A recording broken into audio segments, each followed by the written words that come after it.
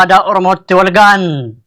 Haa ta'u malee humnoonni poolisii federaalaa fi poolisii Oromiyaa eegdota Jawaariin hidhannoo hiikkadhaa jechuun akeekkachiisaa akka jirantu nu ga'e. Akkasumas to'annoo jala oolfamuullee poolisiin federaalaa Jawaar dabalatee qeerroo galma giddugala aadaa Oromoo jiran mara marsanii jiran. Haalli yeroo ammaa kana Jawaar dabalatee namoonni giddugala aadaa Oromoo jiran akkaan yaaddeessaa ta'uu isaati. Poolisoonni federaalaa giddugala aadaa Oromoo marsuudhaan to'annoo jala oolchuudhaaf kan ammaan kana sochii geggeessaa jiran. Egaa daawwattoota keenya ammas haalli yaaddeessaa fi baay'ee ulfaataa ta'uu isaattu odeeffannoo nu ga'e. Kanaan osoo jiru hojjettoonni OMN istiidiyoo Finfinnee keessaa ukkaanfamanii fuudhaman hagammaatti bakki isaan jiran hin beekamne. Tarii haalli isaan keessa jiranis ammas yaaddeessaa ta'uun akkuma yaaddoo uumetti jira. Egaa daawwattoota keenya guutuun biyyattii raafamaa jiraachuu fi akkasumas ammoo Jawaar Oromoo dabalatee qeerroon Oromoo marti marfamanii jiraachuu isaaniiti. Haalli kun akkanumaan itti fufee taanaan biyyattiin raafama jabaa keessa seenuusiin odeeffannoo nu ga'ee jira. Egaa daawwattoota keenya ammas haala jiru duuka buunee kan isin biraan geenyu ta'a. Numa waliin tura.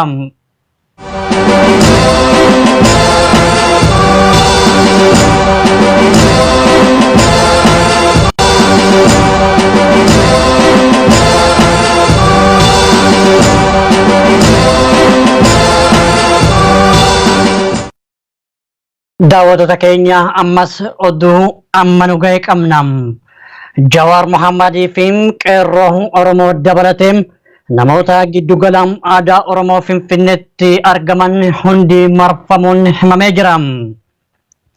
Artistiin Hacaaluu Hundeessaa sirni awwaalchaa akka Finfinneetti geggeeffamuuf pirezidaantii Oromiyaa obbo Shimallis Abdiisaa waliin marii geggeessuuf kan giddugala aadaa Oromootti wal ga'an. Haa ta'u malee humnoonni poolisii federaalaa fi poolisii Oromiyaa eegdota Jawaariin hidhannoo hiikkadhaa jechuun akeekkachiisaa akka jirantu nu ga'e.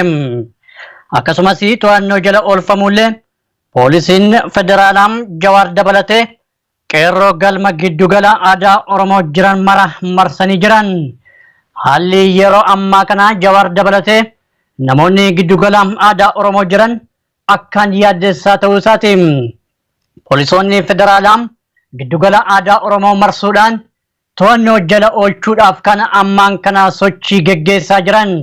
Egaa daawwattoota keenya ammas haalli yaaddeessaa fi baay'ee ulfaataa ta'uu isaattu odeeffannoo nu ga'e. Kanaan osoo jiru hojjettoonni OMN istiidiyoo Finfinnee keessaa ukkaanfamanii fuudhaman hagammaatti bakki isaan jiran hin beekamne. Tarii haalli isaan keessa jiranis ammas yaaddeessaa ta'uun akkuma yaaddoo uumetti jira. Egaa daawwattoota keenya guutuun biyyattii raafamaa jiraachuu fi akkasumas ammoo Jawaar Oromoo dabalatee qeerroon Oromoo marti marfamanii jiraachuu isaaniiti. Haalli kun akkanumaan itti fufee taanaan biyyattiin raafama jabaa keessa seenuusiin odeeffannoo nu ga'ee jira. Egaa daawwattoota keenya ammas haala jiru duuka buunee kan isin biraan geenyu ta'a. Numa waliin tura.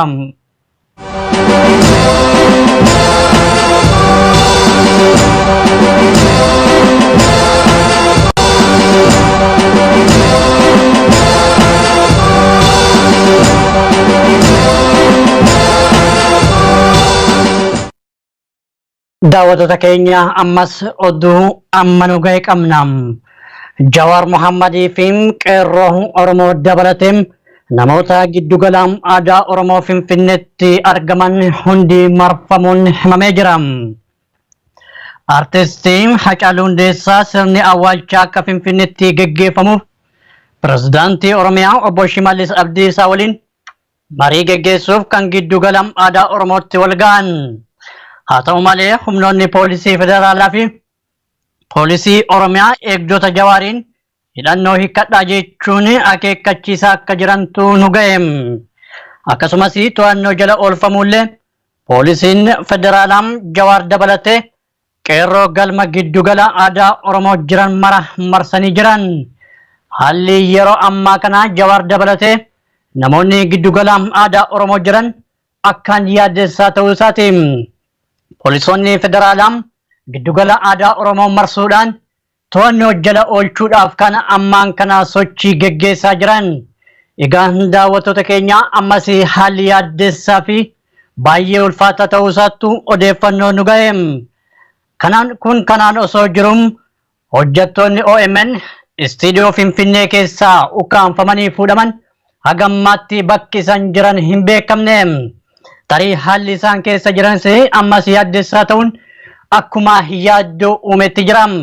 Egaa daawwattoota keenya guutuun biyyattii raafamaa jiraachuu fi akkasumas ammoo Jawaar Oromoo dabalatee qeerroon Oromoo marti marfamanii jiraachuu isaaniiti.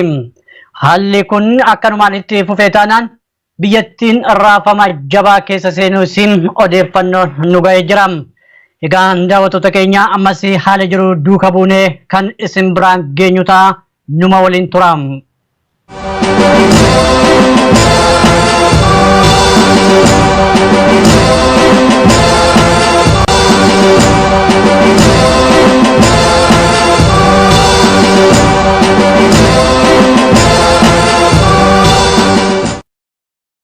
Daawwattoota keenya ammas oduu amma nu ga'e qabna. Jawaar Mohammadii fi qeerroo Oromoo dabalatee namoota giddugala aadaa Oromoo Finfinneetti argaman hundi marfamuun himamee jira. Artistiin Hacaaluu Hundeessaa sirni awwaalchaa akka Finfinneetti geggeeffamuuf pirezidaantii Oromiyaa obbo Shimallis Abdiisaa waliin marii geggeessuuf kan giddugala aadaa Oromootti wal ga'an. Haa ta'u malee humnoonni poolisii federaalaa fi poolisii Oromiyaa eegdota Jawaariin hidhannoo hiikkadhaa jechuun akeekkachiisaa akka jirantu nu ga'e.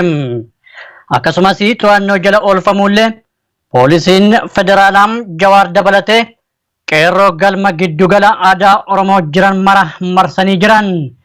Haalli yeroo ammaa kana Jawaar dabalatee namoonni giddugala aadaa Oromoo jiran akkaan yaaddessaa ta'uu isaati.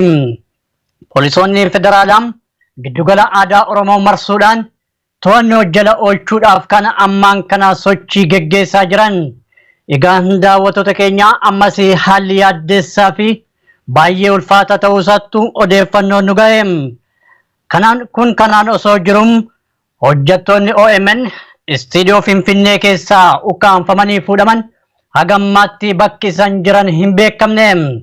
Tarii haalli isaan keessa jiranis ammas yaaddessaa ta'uun akkuma yaaddoo uumetti jira. Egaa daawwattoota keenya guutuun biyyattii raafamaa jiraachuu fi akkasumas ammoo Jawaar Oromoo dabalatee qeerroon Oromoo marti marfamanii jiraachuu isaaniiti. Haalli kun akkanumaan itti fufee taanaan biyyattiin raafama jabaa keessa seenuusiin odeeffannoo nu ga'ee jira. Egaa daawwattoota keenya ammas haala jiru duuka buunee kan isin biraan geenyu ta'a. Numa waliin tura. Guutuun biyyattii raafamaa jiraachuu fi akkasumas ammoo Jawaar Oromoo dabalatee qeerroon Oromoo marti marfamanii jiraachuu isaaniiti. Haalli kun akkanumaan itti fufee taanaan biyyattiin raafama jabaa keessa seenuusiin odeeffannoo nu ga'ee jira. Egaa daawwattoota keenya ammas haala jiru duuka buunee kan isin biraan geenyu ta'a. Numa waliin tura.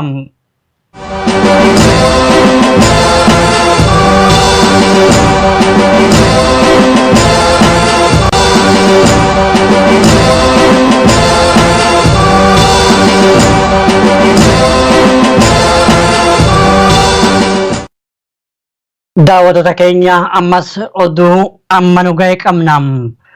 Jawaar Mohammadii fi qeerroo Oromoo dabalatee namoota giddugala aadaa Oromoo Finfinneetti argaman hundi marfamuun himamee jira. Artistiin Hacaaluu Hundeessaa sirni awwaalchaa akka Finfinneetti geggeeffamuuf pirezidaantii Oromiyaa obbo Shimallis Abdiisaa waliin marii geggeessuuf kan giddugala aadaa Oromootti wal ga'an. Haa ta'u malee humnoonni poolisii federaalaa fi poolisii Oromiyaa eegdota Jawaariin hidhannoo hiikkadhaa jechuun akeekkachiisaa akka jirantu nu ga'e. Akkasumas to'annoo jala oolfamuullee poolisiin federaalaa Jawaar dabalatee qeerroo galma giddugala aadaa Oromoo jiran mara marsanii jiran. Haalli yeroo ammaa kana Jawaar dabalatee namoonni giddugala aadaa Oromoo jiran akkaan yaaddessaa ta'uu isaati. Poolisoonni federaalaa giddugala aadaa Oromoo marsuudhaan to'annoo jala oolchuudhaaf kan ammaan kana sochii geggeessaa jiran. Egaa daawwattoota keenya ammas haalli yaaddessaa fi baay'ee ulfaata ta'uu isaattu odeeffannoo nu ga'e. Kanaan osoo jirum hojjettoonni OMN istiidiyoo Finfinnee keessaa ukkaanfamanii fuudhaman hagammaatti bakki isaan jiran hin beekamne. Tarii haalli isaan keessa jiranis ammas yaaddessaa ta'uun akkuma yaaddoo uumetti jira. Egaa daawwattoota keenya guutuun biyyattii raafamaa jira.